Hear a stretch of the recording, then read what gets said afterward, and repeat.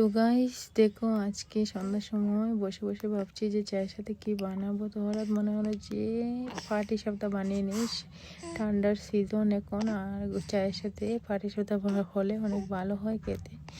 তো এইদিকে কি করলাম, পাটিসাপটা বানালাম। এদিকে দুধ বসিয়েছি চায়ের জন্য, আর সিম্পলি পাটিসাপটা বানালাম। নারকেল দেইনি, নারকেল আছে, আলসি লাগছে নারকেল কুড়োবো তারপরে বানাবো, এর জন্য নারকেল চালা আর রুলও করিনি, এমনিতেই সিম্পলভাবে পাটিসাপটা বানিয়ে আর আমরা সবাই বসে বসে খাবো বলে বানাচ্ছি। তারপরে দেখো, প্রথম আমি খেয়ে নিলাম, অনেকটা ক্ষুধা লেগে গেছে তাই আমি খেলাম। এদিকে চাটা হয়ে গেছে, চাটা ঢেলে নিলাম সবার জন্য। তো চাটা নিয়ে নিলাম আর সবাইকে দিয়ে দিলাম। তারপরে আমি একটা তোমাদের সামনে খেলাম। দেখো গাইস, অনেক সুন্দর হয়েছে খেতে, অনেক ভালো হয়েছে। কার কার ভালো লাগে বলো। ওকে, বাই।